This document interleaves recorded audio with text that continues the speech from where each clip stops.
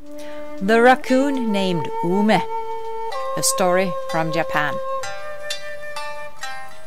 Once upon a time there lived a man called Kichibei in a little village. Kichibei was very ugly. Kichibei's mother wept over her son's misfortune. Nobody wanted to marry him because of his hideous face. He was still alone when his mother died. But Kichibei himself didn't mind. He enjoyed scaring the girls by laughing and pulling faces at them.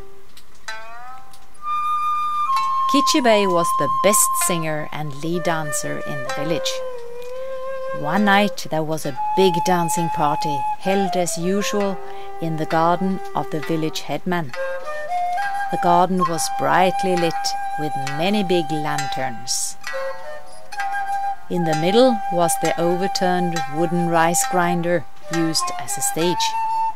The lead singers stood there, singing and dancing with their uchiwa fans in their hands.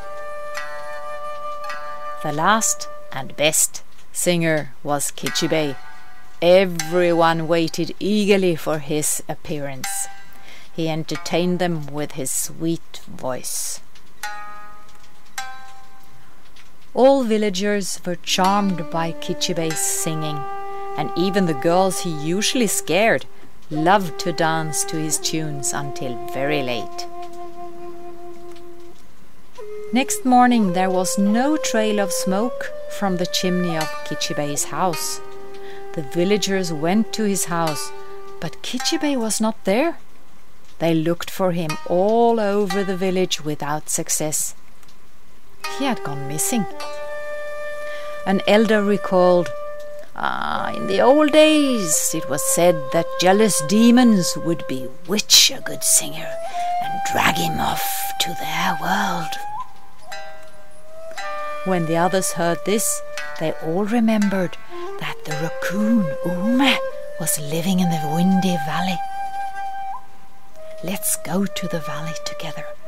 Oume is cunning, but she cannot do anything when we all go there, they said. The villagers all went to the windy valley. They picked their way along the dark bottom of a ravine, a bit scared of what might happen. Suddenly, they found Kichibei.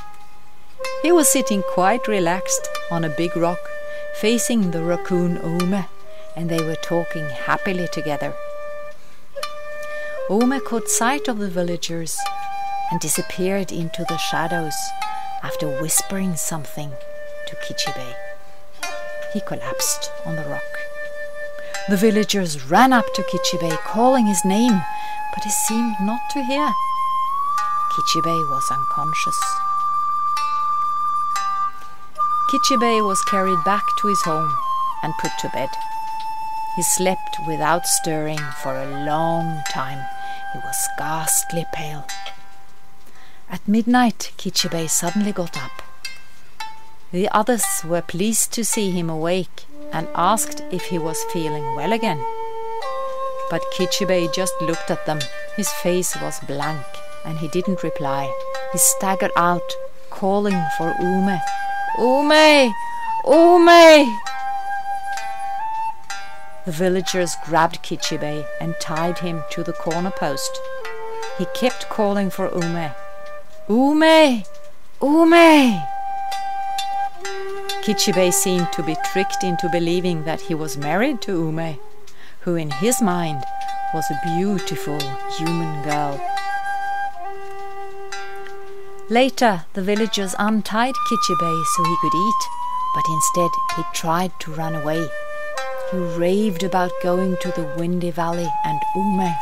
Oume! Oume! The villagers didn't know what to do. They tied him to the post again and left him alone a lot. Sometime later, Kichibei managed to undo the ropes and escape. Everybody in the village looked for Kichibei without finding him.